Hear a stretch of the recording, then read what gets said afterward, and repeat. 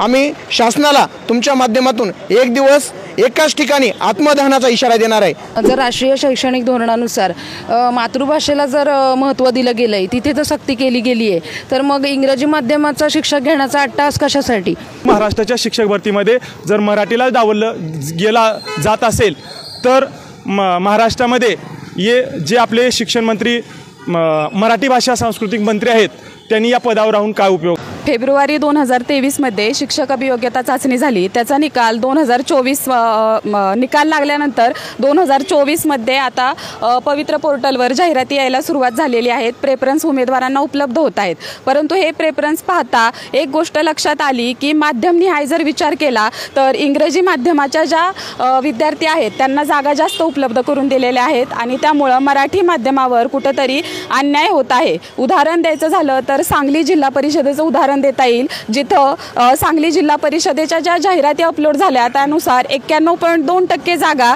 या इंग्रजी माध्यमाला दिल्या गेलेल्या आहेत आणि फक्त अगदी मोजक्याच जागा या मराठी माध्यम उमेदवारांना जाहीर झालेल्या आहेत। तशीच परिस्थिती रायगडची सुद्धा आहे आणि असंच जर वातावरण राहिलं तर मराठी माध्यमाच्या मुलांनी काय करायचं? मराठी भाषेवर किंवा मराठी माध्यमाच्या विद्यार्थ्यांवर जो अन्याय होतोय त्याला कुठेतरी वाचा फुटली पाहिजे आणि शासनानं त्यावर काहीतरी ठोस निर्णय घेतला पाहिजे, एवढीच आमची सरकारकडे मागणी राहील। जाहिरातीमध्ये इंग्रजी माध्यमाच्या उमेदवारांना जास्त संधी आणि मराठी माध्यमाच्या उमेदवारांना कमी संधी हा दुजाभाव करू नये। आज महाराष्ट्रामध्ये आपण मराठी भाषेला अभिजात दर्जा मिळावा यासाठी शासन वेगवेगळ्या पातळीवरती वेगवेगळे मराठी अभ्यासक लढत असतात, परंतु महाराष्ट्राच्या शिक्षक भरतीमध्ये जर मराठीला डावललं गेला जात असेल तर महाराष्ट्रामध्ये जे आपले शिक्षण मंत्री मराठी भाषा सांस्कृतिक मंत्री आहेत त्यांनी या पदावर राहून काय उपयोग आहे? शिक्षण मंत्री वारंवार सांगत असतात इतिहासातील सर्वात मोठी शिक्षक भरती आहे, परंतु या शिक्षक भरती करत असताना त्यांनी वारंवार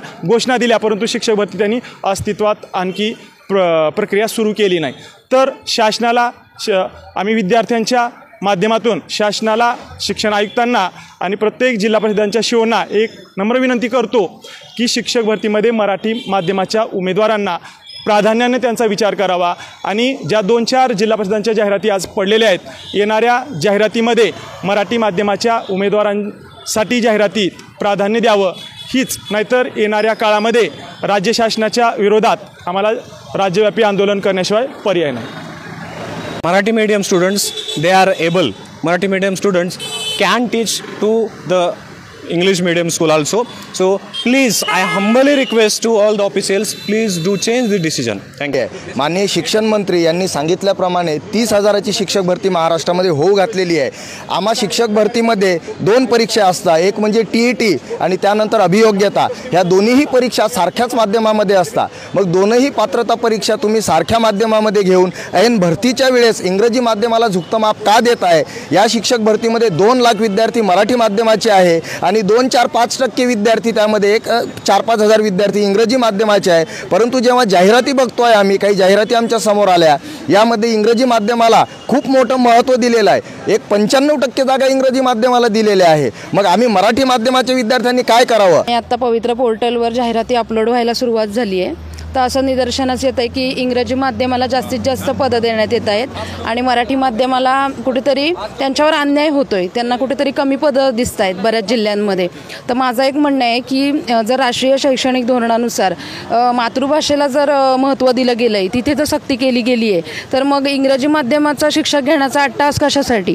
आणि त्याचप्रमाणे जर 1ली ते 5वीला जर मातृभाषेतून 1ली ते 5वीमध्ये जर विषय शिक्षक ही संकल्पना नाही आहे, तर त्याच्यामध्ये इंग्रजी माध्यमाला प्राधान्य न देता मराठी माध्यमाला प्राधान्य देऊन गुणवत्तेनुसार आणि मेरिटनुसार शिक्षक भरती व्हावी आणि मराठी माध्यमाला न्याय मिळावा, अशी माझी माननीय आयुक्त साहेबांना आणि माननीय शिक्षण मंत्री साहेबांना कळकळीची विनंती आहे।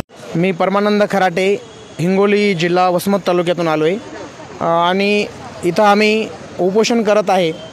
जोपर्यंत आम्हाला मराठी माध्यमाला न्याय मिळणार नाही तोपर्यंत आम्ही इथं, जोपर्यंत न्याय मिळणार नाही तोपर्यंत आमचं हे उपोषण चालूच राहणार आहे, आंदोलन चालूच राहणार आहे।